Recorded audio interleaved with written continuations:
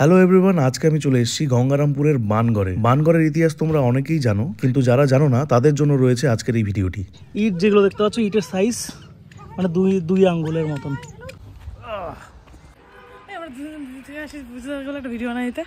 খুব শখ।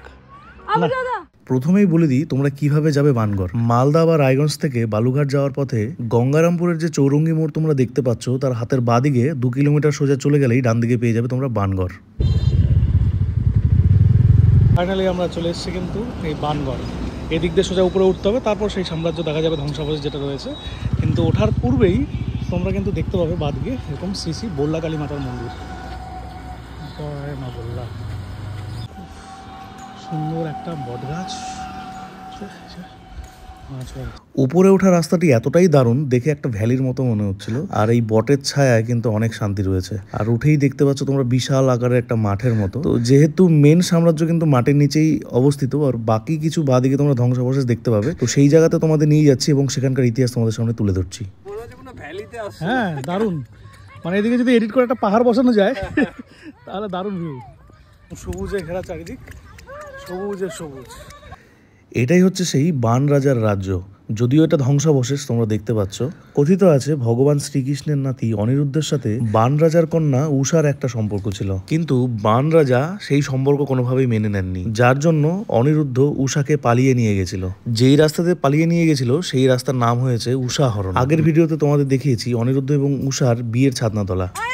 ও দেখে, তোমাকে দেখে ও উঠবে।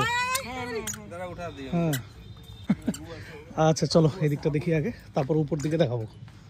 এদিকে তোমরা দেখতেই পাচ্ছ কোনো একটা ঘরের ধ্বংসাবশেষ, যার ম্যাক্সিমামটা রয়েছে কিন্তু মাটির নিচে। কথিত রয়েছে 1937 সালে কলকাতা বিশ্ববিদ্যালয়ের গবেষক কুঞ্জ গোবিন্দ গোস্বামীর নেতৃত্বে বানগড়ের প্রথম খনন কার্য করা হয়। সেই সময় মাটির নিচ থেকে ইতিহাসের নানান ধ্বংসাবশেষ মেলে। তার থেকে গুপ্ত, মৌর্য, পাল ও সেন যুগের এবং মুসলিম আমলের বিভিন্ন স্থাপত্য সামনে আসে।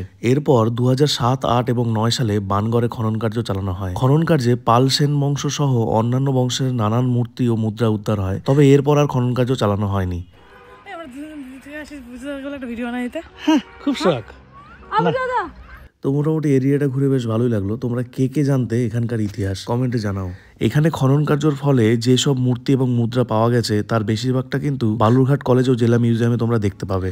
ওইখানে দূরে যে ঢিপির মতো তোমরা জায়গা দেখতে পাচ্ছ, ওখানেও কিছু ধ্বংসাবশেষ রয়েছে। তো চলো ওইখানেই যাই।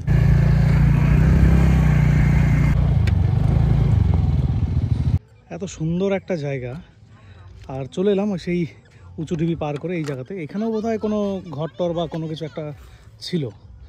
পিলারগুলো বোঝা যাচ্ছে যে এখানে 3টে পিলার, আর একটা তো বোধহয় এখানে খুললে পরে পাওয়া যেতে পারে।